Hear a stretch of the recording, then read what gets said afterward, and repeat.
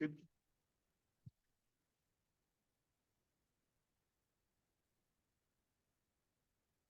Hello, everyone. Welcome back to Michigan State University, our last site host for the Esports Research Network Conference of 2025.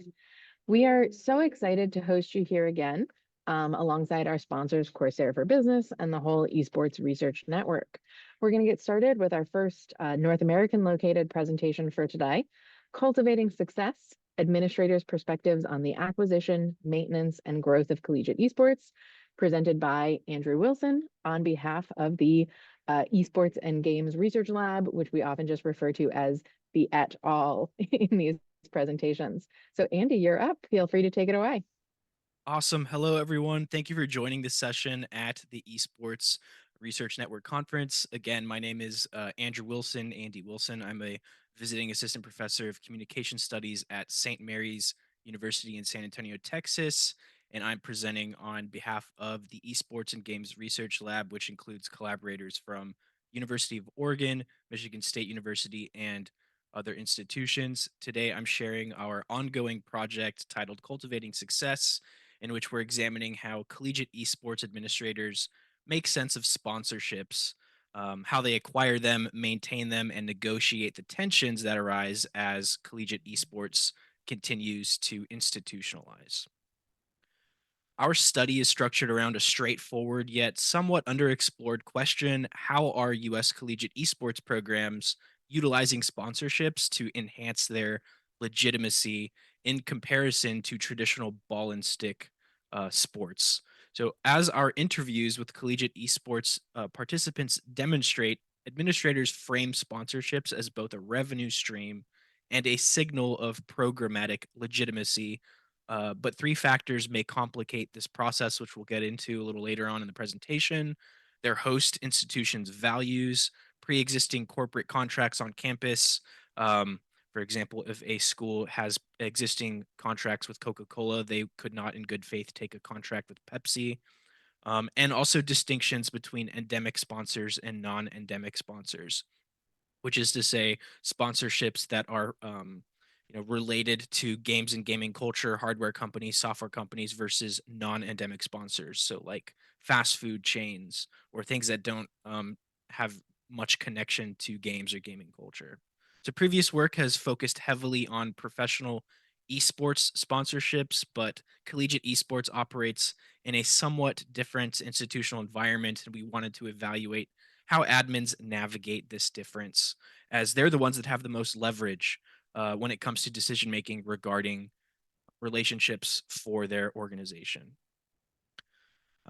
This brings us to our theoretical framework, which is resource dependency theory, or RDT. This framework portrays organizations as open systems that necessitate ongoing interaction with external entities to secure resources. And universities, of course, are included in this.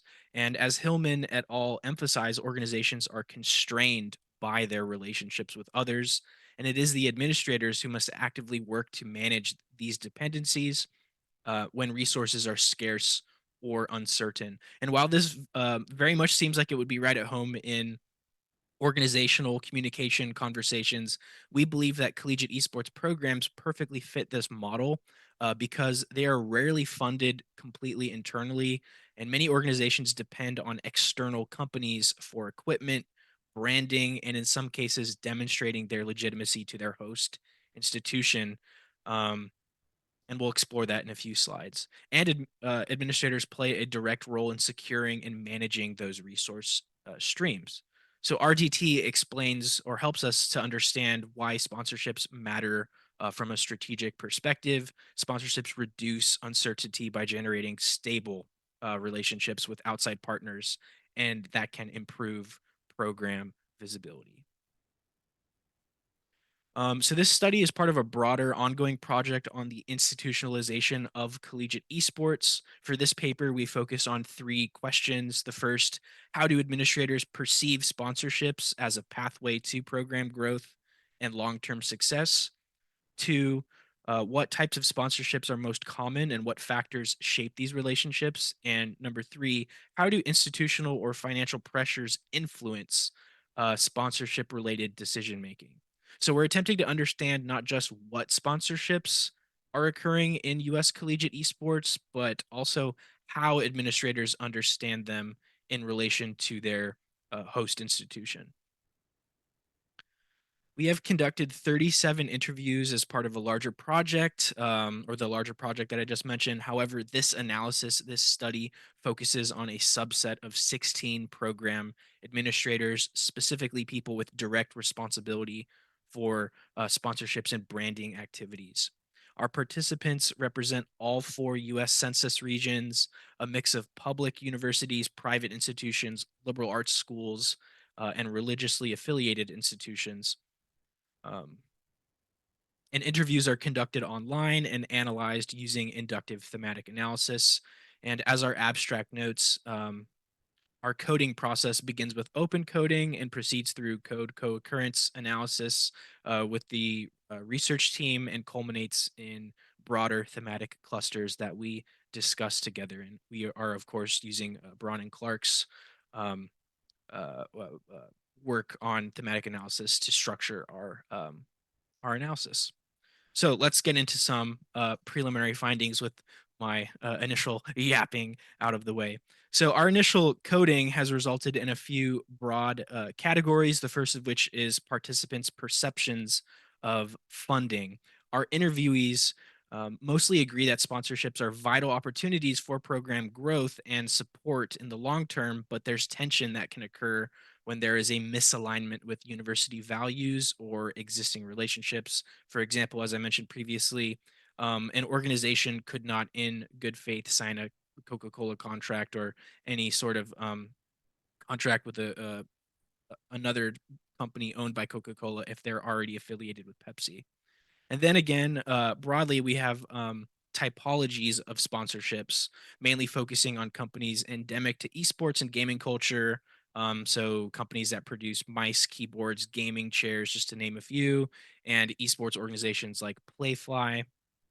Um, and then we still are kind of parsing out some other big ticket items, things related to marketing, university involvement in the decision making process or lack thereof in securing these funding streams, and the role of fans in this equation, which is an interesting one that might spawn some interesting future research. And also live streaming too. So thinking about being able to show branding on stream, off stream, etc.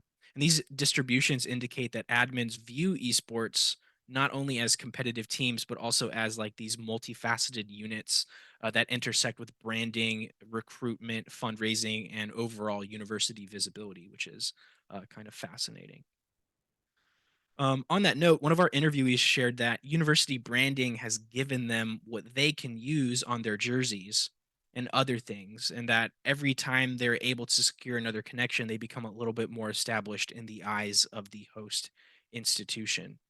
I believe this sentiment effectively captures how sponsorships are intertwined with the university's existing identity capital, which is to say that to administrators, their programs gain legitimacy when the institution grants them the opportunity of visibility, of repping their logo, their mascot, perhaps, and also space and just branding permissions for other merchandise, which I think nicely pivots us back to the influencing factors that I mentioned on the previous slide.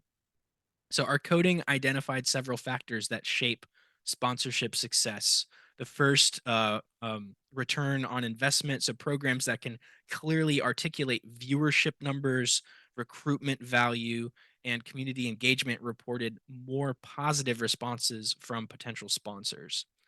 Also, program size and notability comes into play here. So, larger or more established programs tended to land larger sponsors due to name recognition. And then administrators repeatedly emphasize the need to balance sponsorial interests with university values, especially in areas such as student health, the university's reputation, and contract exclusivity, which I've mentioned a couple times now. So these factors support the resource dependency theory understanding that organizations are actively negotiating these constraints and opportunities when acquiring funding streams.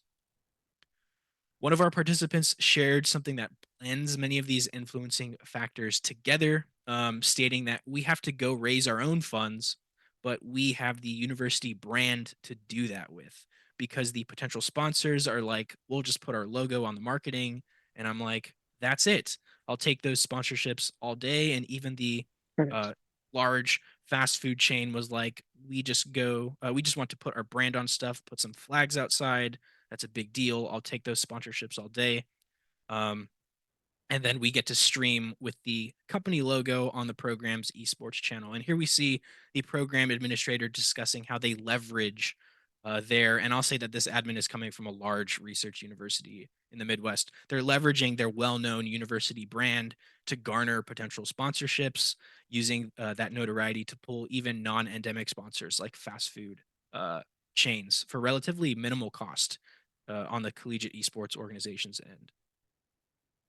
Another administrator noted that they actively pursue companies, stating, so that was me approaching companies, approaching mostly endemic companies to the gaming and esports world about, hey, this is who we are. Here's what we're doing. Here's our pitch deck.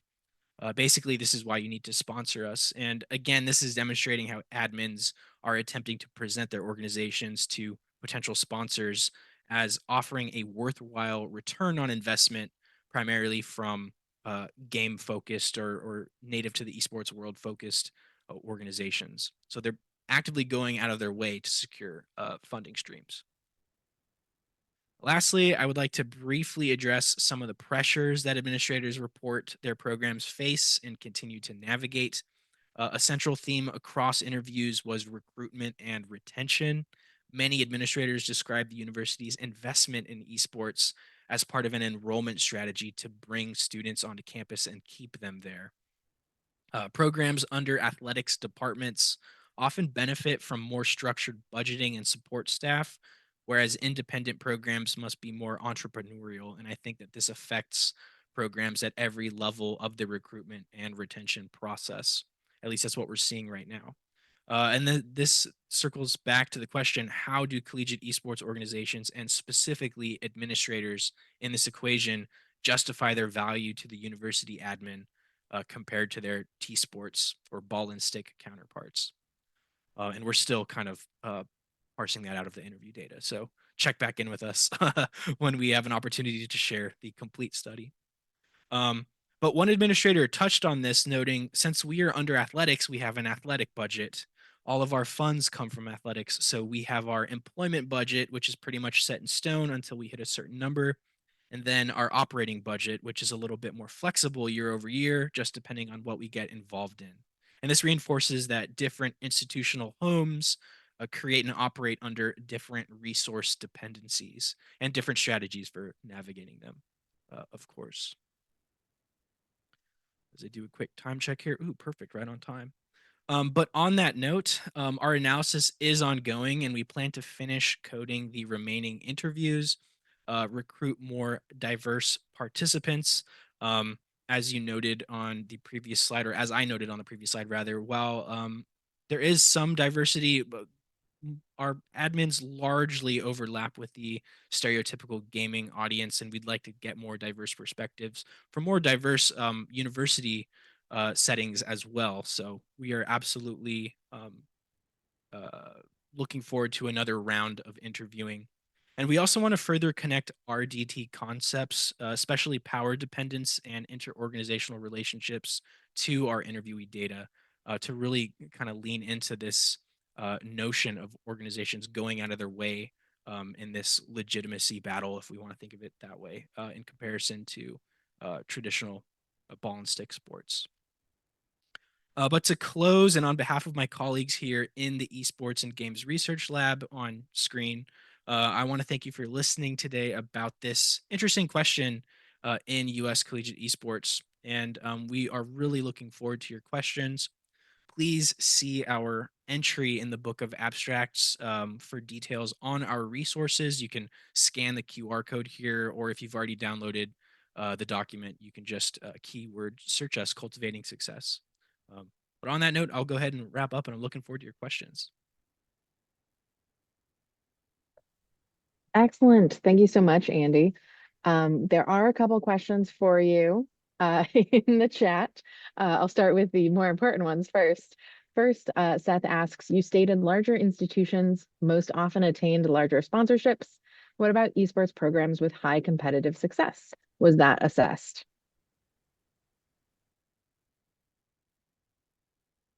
Here. Sorry, I was muted there for a second. So that is something that we're still working through the data. But schools that are able to demonstrate that they are very successful competitively do look more legitimate in the eyes of their host institution, which can lead to increased funding and greater status on campus. We do see this with a lot of the religious institutions, for example, that might not have the same level of athletic funding as like a large D1 football school, for example. And there was also a follow-up question, any specific data on dollar values of return on investment from sponsors of collegiate esports programs? Oh, that would be fascinating. Nothing that I've seen so far, but that actually would be a really cool uh sibling or like parallel study with what we've got here. I actually want to make a note of that. I'm not sure if you're saving these questions, Amanda, but yeah, that's a fantastic question. Yes, I think they'll be in the VOD after the fact, as well as the YouTube videos in the future. Excellent. But I can also speak to that actually. A lot of people would talk about large sponsorships that they landed, but they were relatively hesitant to tell us dollar amounts related to those. I think a lot of people felt that kind of the details of the sponsorship were a little bit more private than the fact that the sponsorship had been obtained. So they described them as, a big sponsorship or a meaningful sponsorship deal. We didn't necessarily get a lot of dollar amounts. And that might be something that could be better collected quantitatively rather than qualitatively. We got a lot of descriptives rather than hard numbers. Seth said his most important question, how is Dr. Amanda Cody as a professor? Awesome. I don't think you need to answer that one, Andy. That's a People will think, biased one. Sorry. right? Yeah. People will think you're under pressure because you're on screen. Yeah. There is another question. Is there a big difference between private and public institutions that you've noticed? Well, I will say having and this is not related to any of our interviewee perspectives, but having left recently the University of Oregon and now working at St. Mary's, it seems like the esports organization on the St. Mary's campus occupies a space of greater visibility. Literally, if you walk into the university center, it is right smack dab in the middle. Everyone sees it. And at the University of Oregon, the esports team was kind of tucked away in the back of the university center, so quite literally, they're pushed off to the side and not as visible.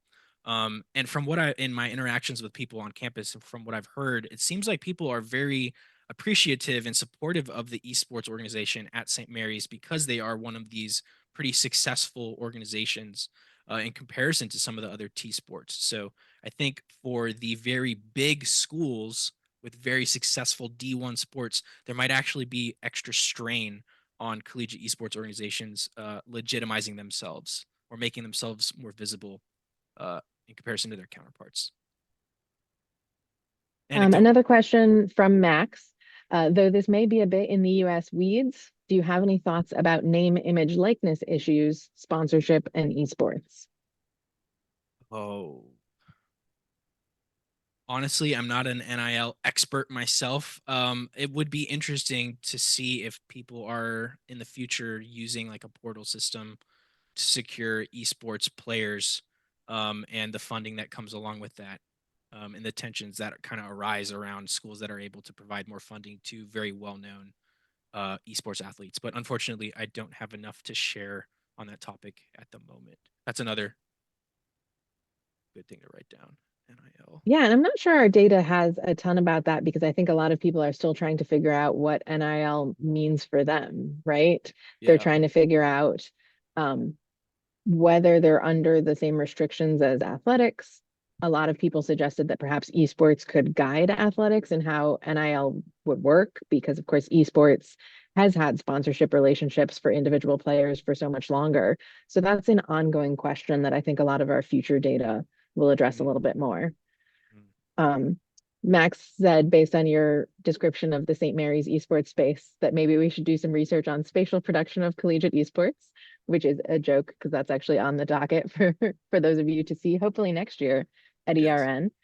And Seth has contributed a comment. In my last collegiate esports study, when I collected data on annual budgets of programs, several directors told me I was the first person outside of the university they told. Obviously, we were collecting data anonymously and under IRB review. People don't like to share data on money. Mm, mhm, mhm. And then Max also has a comment that esports is the canary in the coal mine for NIL. Mm. And Seth reminds us participants have to really trust the researcher's integrity to share a lot of data. Yeah. Any other questions for Andy?